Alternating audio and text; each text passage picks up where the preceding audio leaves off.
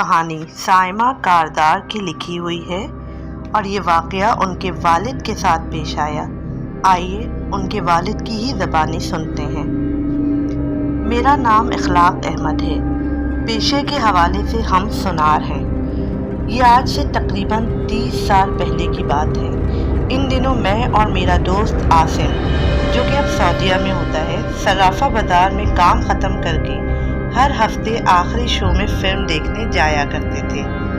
رات کو واپسی میں بائک پر عاصم کو صدر چھوڑتے ہوئے اپنے گھر جاتا تھا۔ ان دنوں میرا گھر واٹر پمپ کی پچھلی جانب 16 بلاک میں تھا۔ ایک دن میں اسی طرح معمول کے مطابق عاصم کو چھوڑتے ہوئے اپنے گھر جا رہا تھا۔ کوئی 12:30 پونے 1 کا وقت ہوگا کہ کریم آباد پل سے نیچے اترتے ہوئے آگے جو بنگلے بنے ہوئے تھے، وہاں چادر میں لپٹی ہوئی ایک خوبصورت خاتون نے مجھے لفٹ کے لیے ہاتھ دیا تھا۔ ان دنوں وہاں بہت ویرانی سی تھی۔ ایک لمحے کے لیے تو میں نے سوچا کہ آگے بڑھ جاؤں، لیکن پھر یہ سوچ کر کہ اکیلی خاتون ہے، رات کے اس پہر نہ جانے کیا پرابلم ہو، میں نے خاتون کے قریب بائک روکی اور ان سے پوچھا کہاں جانا ہے۔ خاتون نے زبانی طور پر جواب دینے کے بجائے بس ہاتھ کے اشارے سے آگے جانے کا اشارہ کیا۔ میں نے سوچا آگے عائشہ منزل کی چورنگی ہے، شاید خاتون کو وہاں جانا ہو۔ جب عائشہ منزل کی چورنگی آئی تو میں نے بائک روک کر پوچھا اب کہاں جانا ہے۔ انہوں نے پھر آگے جانے کا اشارہ کیا۔ میں نے سوچا شاید وہ واٹر پمپ کی چورنگی جانا چاہ رہی ہیں، تو میں نے بائک آگے بڑھا دی۔ ذرا دیر میں ہم واٹر پمپ کی چورنگی پہنچ گئے تھے، لیکن اب میرے لیے حیرت کے ساتھ ساتھ غصے کی بھی بات یہ ہوئی کہ خاتون نے بائک سے اترنے کے بجائے مجھے پھر آگے بڑھنے کا اشارہ کیا۔ واٹر پمپ سے آگے سہراب کوٹ کی چورنگی آتی ہے، جہاں ان دنوں بالکل ویرانی ہوتی تھی۔ میرا جی تو چاہ رہا تھا کہ مزید آگے جانے سے انکار کر دوں، لیکن نہ جانے کیوں میں ایسا نہ کر سکا اور بادل نخواستہ بائک آگے بڑھا دی۔ سہراب کوٹ کی چورنگی آئی تو میں نے پوچھا اب کہاں؟ Left side. اس بار بھی ہاتھ سے اشارہ ہوا تھا۔ میں نے بائک لیفٹ سائڈ موڑ لی۔ آگے جا کر 2 روڈ آئے، پھر پوچھا کہاں؟ اشارہ ملا رائٹ۔ اس وقت میرے ذہن میں سوائے اس کے کچھ بھی نہ تھا کہ کسی صورت اس عذاب سے جان چھڑواؤں، سو دل ہی دل میں ان خاتون کو باتیں سناتے ہوئے رائٹ ٹرن لیا تو دور تک آگے دائیں بائیں میدان ہی میدان تھا۔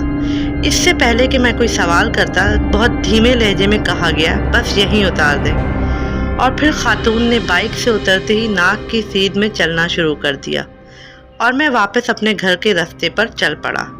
راستے میں اس خاتون کے حوالے سے میرے ذہن میں بے شمار خیالات پیدا ہوئے، لیکن میں نے انہیں اپنے ذہن سے جھٹک کر سلا دیا۔ اس بات کا ذکر میں نے اپنے دوست عاصم سمیت کسی سے بھی نہیں کیا۔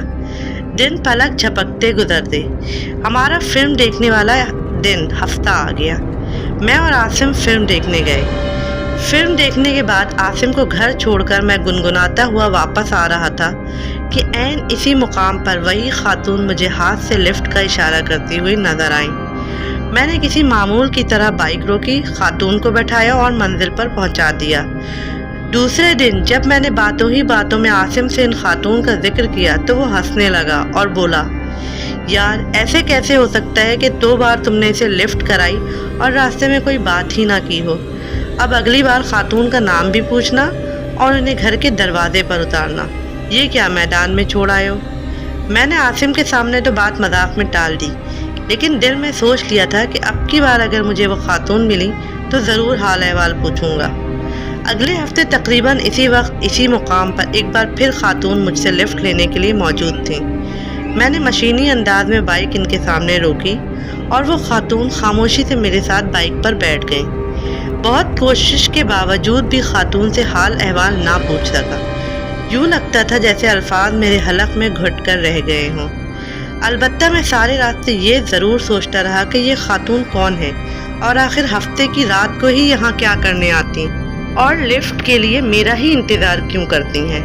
اتنے میں ان خاتون کی منزل آ گئی، وہی گھور اندھیرا، ویرانی، بندہ نہ بندے کی ذات۔ آس پاس تو چھوڑو، دور دور تک کوئی گھر نہ کوئی گھر کا راستہ، بس تا حد نظر میدان ہی میدان۔